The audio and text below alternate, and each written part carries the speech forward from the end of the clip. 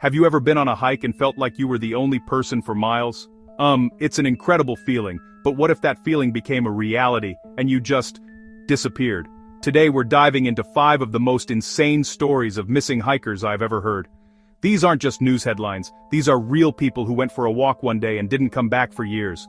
Families who never gave up hope, search parties that combed through every inch of wilderness mysteries that seemed absolutely impossible to solve. We spent thousands of hours and used hundreds of pounds of clay to bring these stories to life.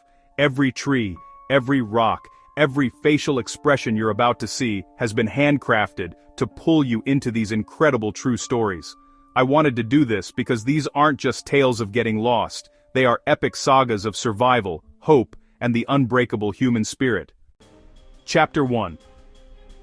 This first story is absolutely wild. It all starts with a guy named David Carter, a weekend warrior. He loved hiking. Every Saturday, like clockwork, he'd pack his bag, he'd tell his wife he'd be back by dinner, then he'd head for the mountains. On this morning, the sun was shining. The birds were chirping. He kissed his family goodbye, promising photos of a waterfall. But this time, David wouldn't be back for dinner. He wouldn't be back for over 1,800 dinners. Evening fell, and worry crept in. 7 p.m., 8 p.m., 9 p.m. Calls went straight to voicemail. Panic set in. She called the sheriff. By morning, one of the state's largest search operations was underway. Helicopters sliced the sky, searchlights carving through canopy. Volunteers fanned out across trails. Friends joined the search. Family kept calling his name. Days turned into weeks. The official search scaled back. But the family never gave up. They organized searches every weekend. They printed thousands of flyers. They plastered them in every town, every gas station, every trail entrance. His kids grew up with that shadow. After 1 year, after 2 years, after 3 years. Hope began to feel like despair.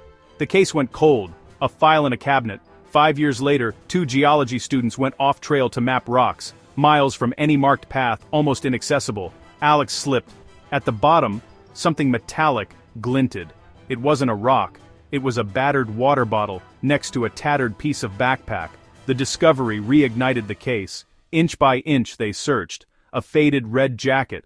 A worn-out hiking boot. Now, if you thought that last story was intense, this next one is going to blow your mind. This is the story of Geraldine Largay, a 66-year-old retired nurse who decided to hike the entire Appalachian Trail.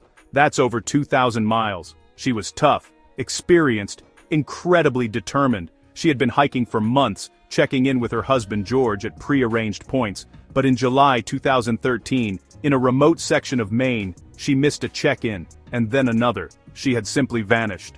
Immediately, a massive search was launched. The Maine Warden Service, volunteers, dogs, and aircraft scoured the rugged terrain. This area is no joke. It's a dense, unforgiving wilderness. They searched for weeks, covering hundreds of square miles. They found absolutely nothing, not a footprint, not a piece of her gear, not a single sign, as if a ghost had plucked her from the trail.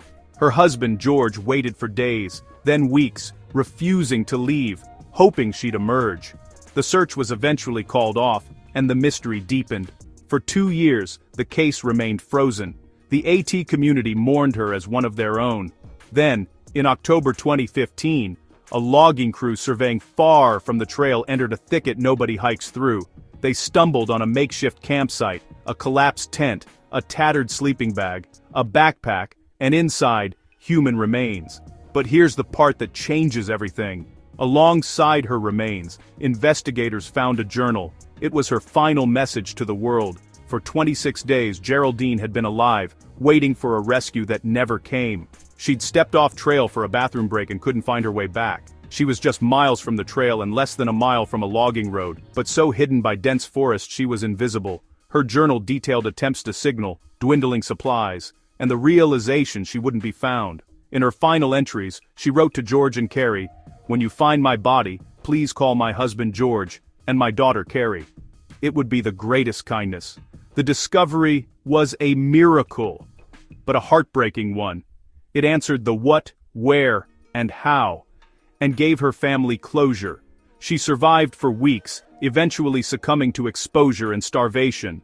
Her story is a testament to human resilience, a legacy of strength. This next story is about a couple, a love story that turned into a 7-year survival mystery. Meet Ryan and Michelle, two avid adventurers who were deeply in love. They celebrated their anniversary with a multi-day trip in Joshua Tree. Experienced, properly geared, and they shared their itinerary. Joshua Tree is massive and unforgiving, a maze of rock formations and canyons with wild temperature swings. When they didn't return, search began immediately. Their car at a remote trailhead narrowed the area, but it was still enormous.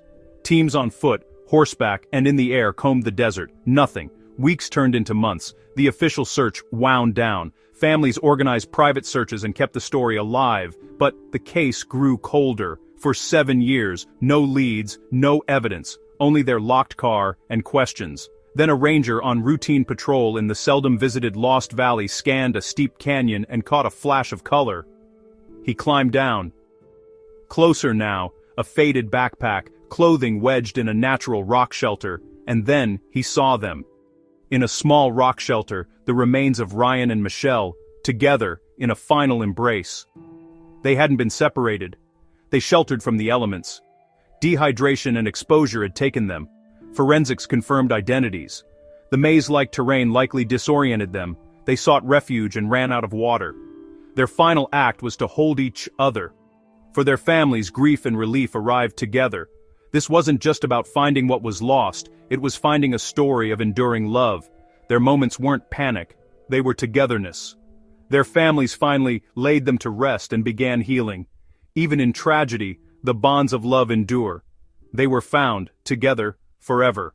This next case reads like a detective novel, a 10-year cold case solved by a single microscopic clue. Ethan Hayes, a solitary expert trekker, set out on the Dragon's Ridge in fall 2008 and never returned. His car was at the trailhead, then an early snowstorm blanketed the ridge, erasing tracks. Searchers battled impossible conditions, no evidence of foul play or accident, just nothing. For a decade, his file sat cold, his family waited. Years passed, technology advanced. Detective Miller joined the cold case unit and re-examined Ethan's file. In a pair of spare socks from Ethan's trunk, dirt and plant matter once logged insignificant. Miller had a hunch, sent it for advanced pollen analysis. The lab found a unique mix of 3 rare alpine plants. Botanists said those 3 only grew together in one tiny basin, miles off trail. A geographical fingerprint. A specialized team geared up for the basin. They descended into the secluded basin and found, at the base of a 100-foot cliff,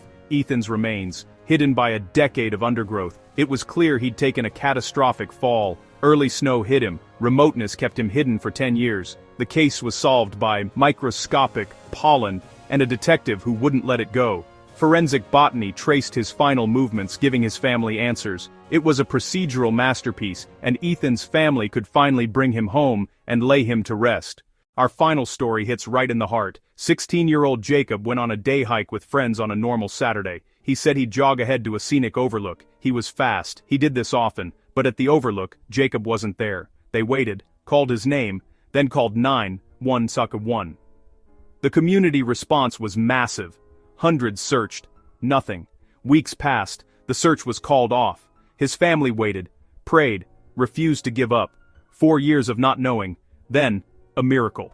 A truck driver saw a thin, disheveled young man at a picnic table and recognized the face from a faded poster. He asked, "Are you Jacob?" The young man nodded. Hours later, Jacob's parents got the call, a tearful reunion. Jacob had severe amnesia. 4 lost years. Doctors suspected a fugue after a medical event or fall. Recovery was slow, but he was home, and safe. A testament to a family's hope and a community's memory. And there you have it. 5 people who walked into the wilderness and became mysteries, only to be found years later, by sheer luck, incredible science, and hope that never died. From a hiker found because of microscopic pollen to a teenager who reappeared hundreds of miles from home. These stories are absolutely insane. They show that even when a case goes cold and the world moves on, people keep looking. And sometimes, that's all it takes. Thank you so much for watching. If you were as captivated as I was, hit subscribe. We have more unbelievable true stories coming. Tell me in the comments. Was it the 26 days of survival or the 10-year cold case solved by pollen? I read them all. See you in the next video.